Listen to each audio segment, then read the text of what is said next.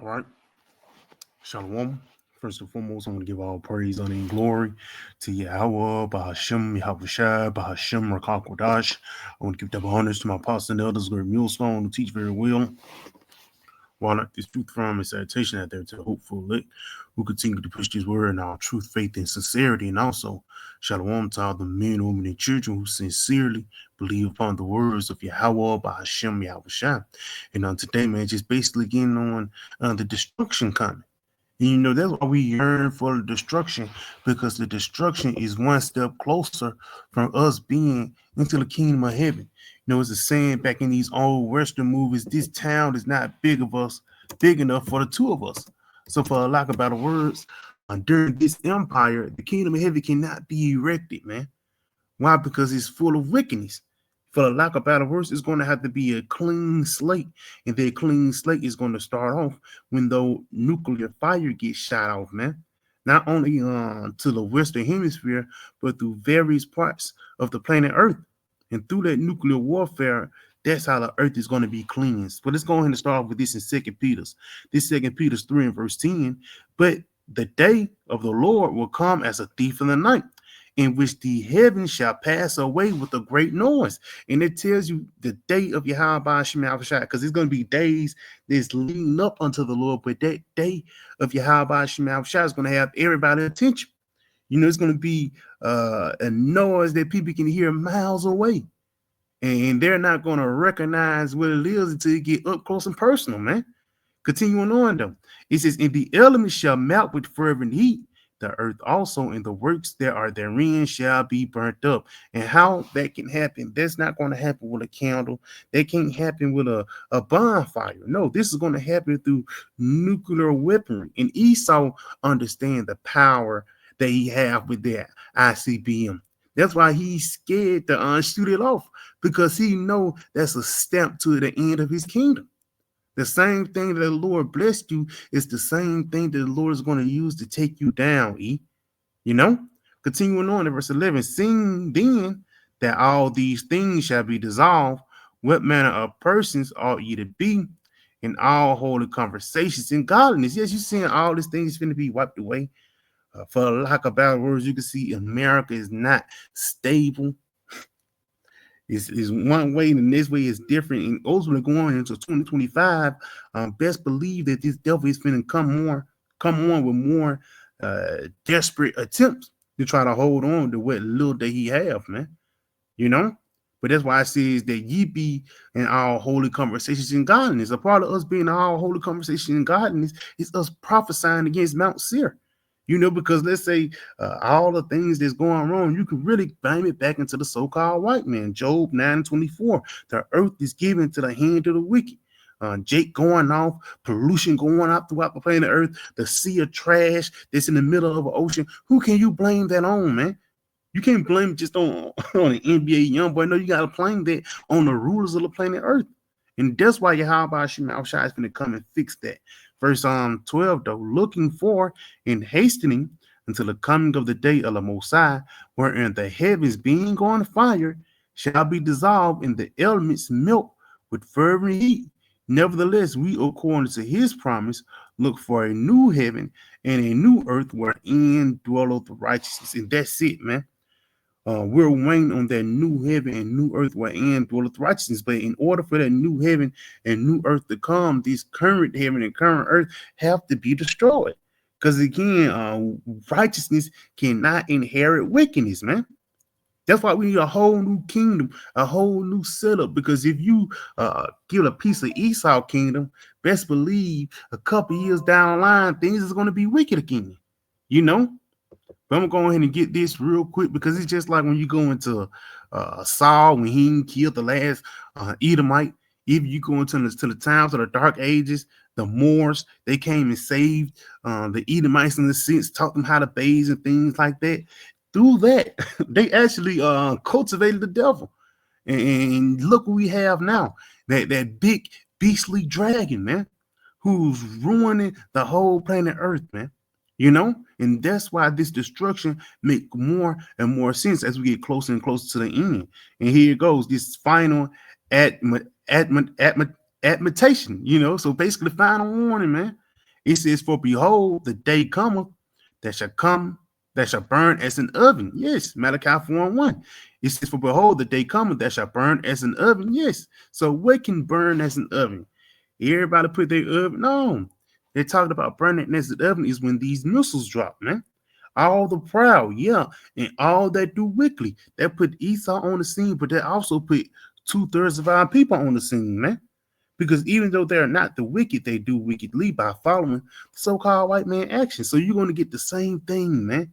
Don't hinge on the hand. The wicked shall not be unpunished. It says, yeah, all that do wickedly shall be stubble.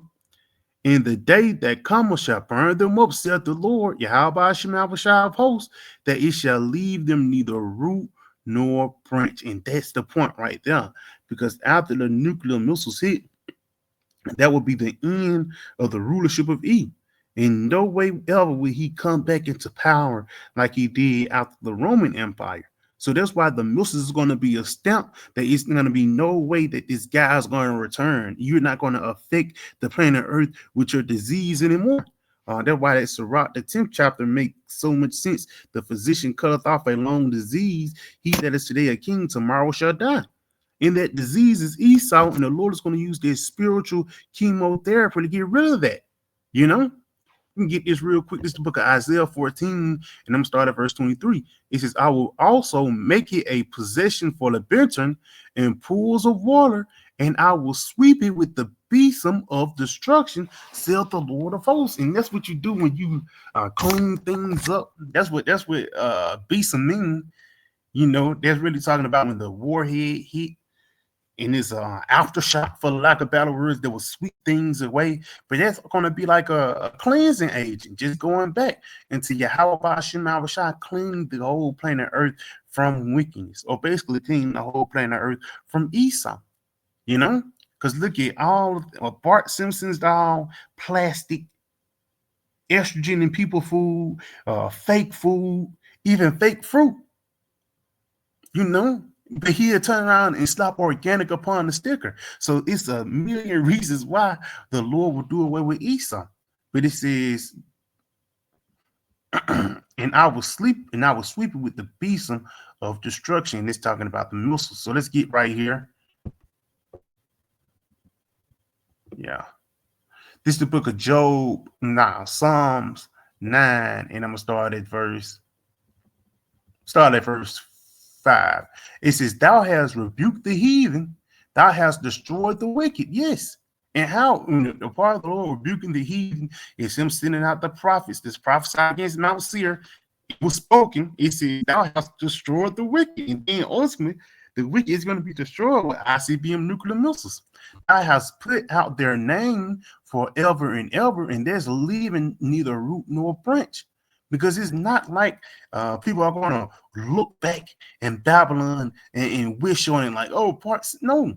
When people look back at Babylon in the kingdom of heaven, well, when we look back at Babylon in the kingdom of heaven, it's going to be a sense of, I'm glad I'm away from that place, man. You know, I'm glad I'm away from that veil that Esau had us under, man. But read this again. It says, "O thou enemy, destruction are come to a perpetual end." It says, "O thou enemy, destructions are coming to a perpetual end, and thou hast destroyed cities. Their memorial is perished with them." Yes, because ultimately the memorial of Esau will be no more.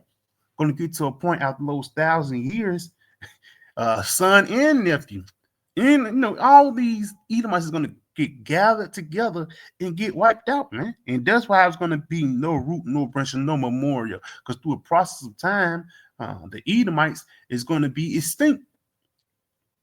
And ultimately, it's just going to be a tall rumor about the Edomites, the pale guys who had the child of God under subjection, man, had us going off. Read this again. "O thou enemy, destructions are come upon to an end." It's like a destructions are come to a perpetual end, and thou hast destroyed cities. The memorial is perished with them, but the Lord shall endure forever. He hath prepared his throne for judgment. Yes, because ultimately, while he's taking the throne away from you, he's giving it to the righteous, and he shall judge the world in righteousness. He shall minister the people in uprightness. Yes, and it's going to be a night and day between what happened when Esau's in power and what happened when the righteous is in power, man. You know? Let's get this real quick in the book of Job 24. This is Job 24, and I'm going to start at verse, just get to the point. Verse 24, it says, though they are exalted for a little while, but are gone and brought low. Yes, America, you was exalted for a little while. It's coming up to 250 years. This devil been in power. It says, but are gone and brought low. Yes, because after Obadiah 1 and 18, you're going to be out of here, man. You know, those 1,000 years of slavery, you know, that's a part of you being brought low too. It says they are taken out of the way as all other years, like the kingdom of the Babylonians, the kingdom of the Medes, the king of the Medes and Persia, the kings of the Greeks, the kings of the Romans. How you had a little time to rule, you're going to be taken out just like them. It says, and cut off as the top of the ears of a corn. So you the elites are the ones that's really going to get it, who's in control. It says, and if it be not so, if this don't happen, who will make me a liar and make my speech worth nothing? So Yahweh Shemel spoke it. So it's already being planned out.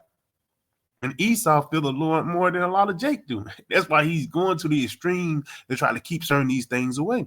He's going to the extreme not to use the missiles. He could have been using the missiles during the Cold War, but somebody had probably told them about prophecy, you know, and made them stop.